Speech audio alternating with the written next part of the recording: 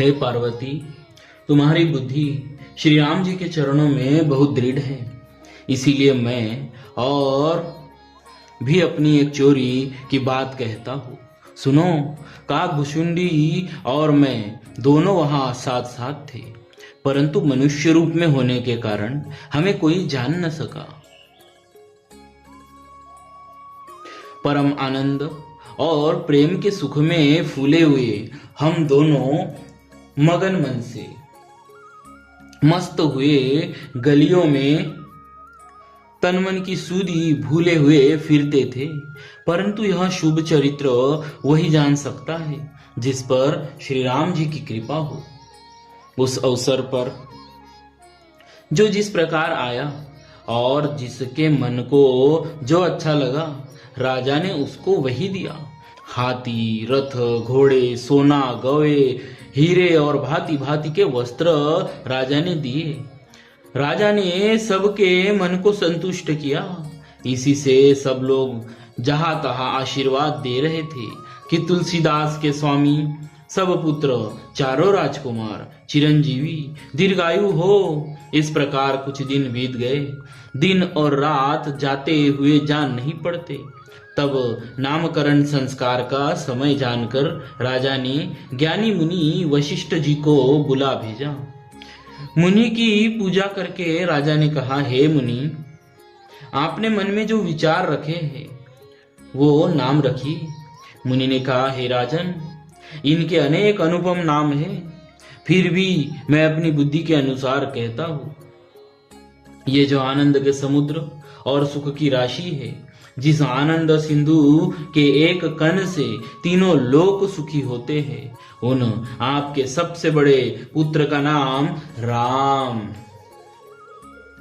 जो सुख का भवन और संपूर्ण लोगों को शांति देने वाला है, जो संसार का भरण पोषण करते हैं, उन आपके दूसरे पुत्र का नाम भरत होगा। जिसके स्मरण मात्र से शत्रु का नाश होता है, उनका वेदों में प्रसिद्ध नाम शत्रुघ्न है।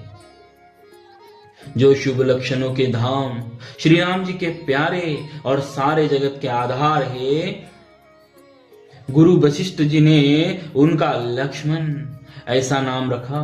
गुरु जी ने हृदय में विचार कर ये नाम रखे और कहा, हे राजन, तुम्हारे चारों पुत्र वेद के तत्व साक्षात परात्पर पर भगवान है, जो मुनियों के धन, भक्तों के सर्वस्व और शिव जी के प्राण है।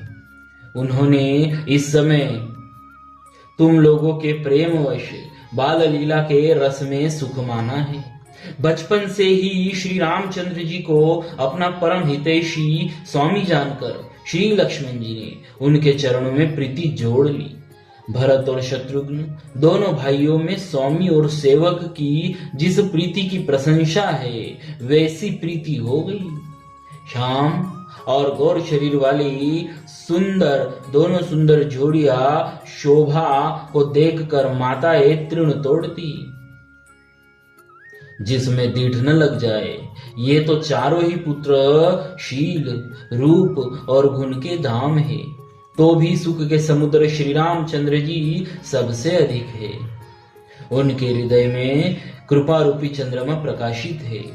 उनकी मन को हरने वाली हंसी उस कृपा रूपी चंद्रमा की किरणों को सूचित करती है।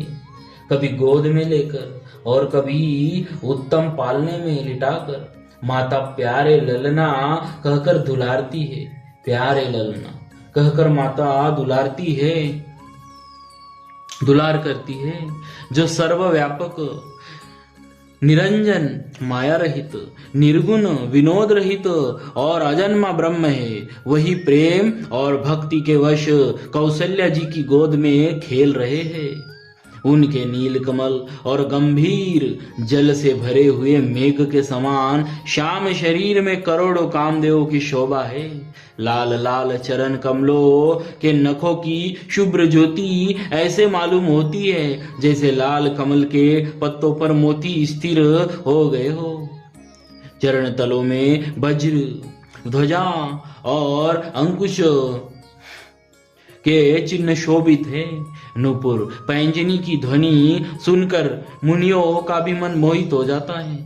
कमर में करधनी और पेट पर 3 रेखाएं त्रिवली है। नाभि की गंभीरता तो वही जानते हैं जिन्होंने उसे देखा है। बहुत से आभूषणों से सुशोभित विशाल भुजाएं, हृदय पर बाद के नख की बहुत ही निराली छटा है। हृदय पर बाघ के नख की बहुत ही निराली छटा है। छाती पर रत्नों से युक्त मणियों के हार की शोभा और ब्राह्मण के चरण चिन्ह को देखते ही मन लुभा जाता है। कंठ शंख के समान उतार चढ़ाव वाला 3 रेखाओं से सुशोभित है और ठोड़ी बहुत ही सुंदर है। मुख पर असंख्य कामदेव की छटा छा रही है। 2 सुंदर दंतुलिया है। लाल लाल ओठ है। नासिका और तिलक के सौंदर्य का तो वर्णन ही कौन कर सकता है। सुंदर कान और बहुत ही सुंदर गाल, मधुर तोतले शब्द बहुत ही प्यारे लगते हैं। जन्म के समय रखे हुए चिकने और घुंघराले बाल, जन्म के समय से रखे हुए चिकने और घुंघराले बाल जिनको माता ने बहुत प्रकार से बनाकर संवार दिया। शरीर पर पीली झंगुली पहनाई हुई है। उनका घुटनों और हाथों के बल चलना मुझे बहुत प्यारा लगता है। उनके रूप का वर्णन वेद और शेष जी भी नहीं कर सकते। उसे वही जानता है जिसने कभी स्वप्न में देखा हो। जो सुख के पुंज, मोह से परे तथा ज्ञान, वाणी और इंद्रियों से अतीत है, वे भगवान दशरथ कौशल्या के अत्यंत प्रेम के वश होकर पवित्र बाल लीला करते हैं।